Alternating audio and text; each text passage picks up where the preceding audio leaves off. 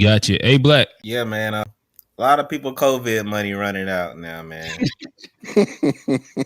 And Them COVID streams had a up. I'm serious. Like, it's 2025. B Simone, she's a content creator. She's a entrepreneur, and she's a lot of her peak. When she made her first million and she documented that, a lot of her peak kind of came in that like COVID, post COVID space of, just booming online anything. If you create content, if you selling shit online, she had a book, she had a little products she was selling.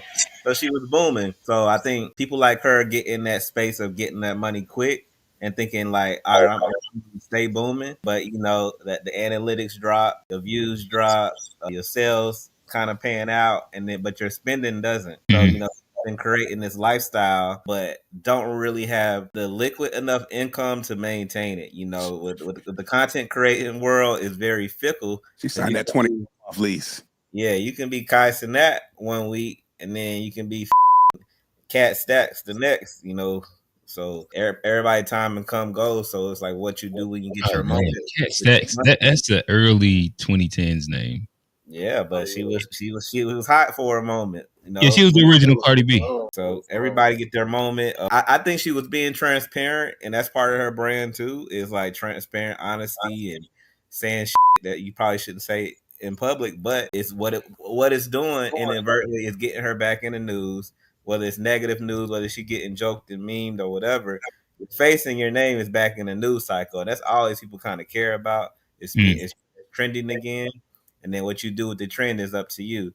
But her name back in the news at the end of the day, so that's an Yeah, analytical. she been had two of them for sure. She had this one, and she had the whole thing about her being jealous of her friend getting successful Yeah, without yeah, her, something like that. yeah. A Yeah. lot of girls don't like her. I mean, people like you when you coming up, but then once you Mm. make it, and they feel like you're supposed to stay at a certain level, them girls they turn on you quick. So she's had some moments that have, made people laugh at her downfall or potential downfall. I think she good. As long as people still talking about you, you gonna be good. You just have to be the villain. Gotcha. And I imagine that happens to a lot of like content creators where there's ups and there's downs. Where like Hmm. you go viral for a couple weeks and shit'll be good, but 6 months later, a year later, I imagine a lot of these people, I imagine she's not the only one that goes through something like Gotcha. So go ahead. And I throw this in there too, just to, it also is just a piece of evidence to show that there's value to having a partner when you're an entrepreneur and you got them waves going on. It's nice to have somebody with some consistent income in the household. I'm just I think saying. it said that she just don't want her man to be a 9 to 5 guy. He has to also be a entrepreneur that at 3 a.m. they both look at each other and say, "Hey, you answering the emails? Yeah, I'm answering emails too. Let's get on the that. flight." Now the wild money don't. That's the villain. I guess as we keep the icebergs moving, I heard that there's been updates to the Diddy case. Have some things been dropped? I think the case ended, correct? I know y'all are probably a little bit more abreast in this than me. I tossed it to y'all. Now I don't think it's fully ended. I think it's ending though.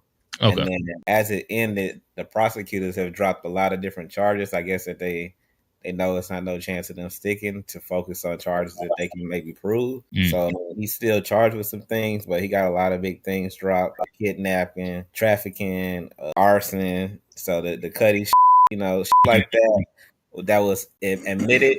It's basically like, we can't prove that. We gonna drop them charges and kind of focus on, this is the prosecution. Like they know what, like we don't got nothing to prove that this can stick. So let's just drop those and focus on what we think we can prove. Because if you just got a lot of miscellaneous charges, it just looks like you have to get a nigga. So you make your case look tighter if you kind of drop it to the quality charges that maybe we can prove. We can't prove kidnapping. These niggas getting on the stand happy as hell that they was, or oh yeah, I did it.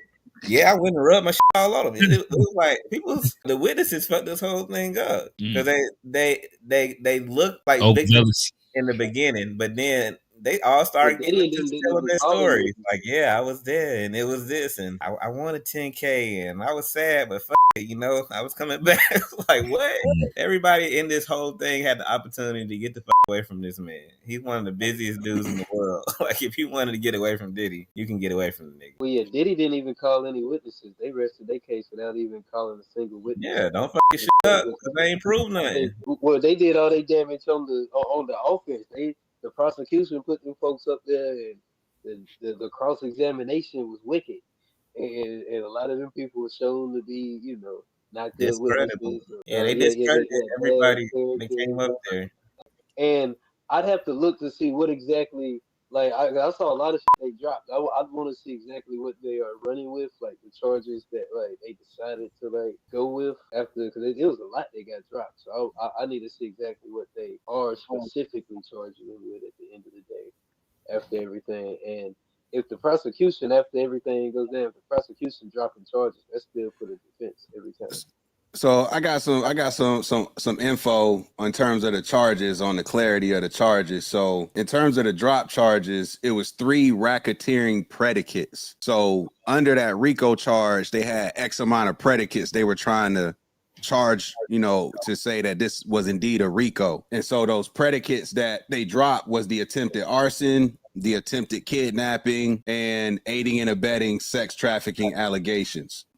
That said, what seems to still be there, though, is the racketeering conspiracy and in a Mann Act violation. That's transportation to engage in prostitution and sex trafficking by force, fraud, or coercion is still on the table. And then they still got some other predicates from the RICO case on the table. So they didn't drop. He still got 3 felonies. Federal charges that he's going to have to go up against. But to Johnny's point, the defense didn't even call any witnesses. It was like 30 minutes versus the prosecution was up there for 29 days with over 30 witnesses. So they didn't feel like they had much to prove. So we'll see how it goes.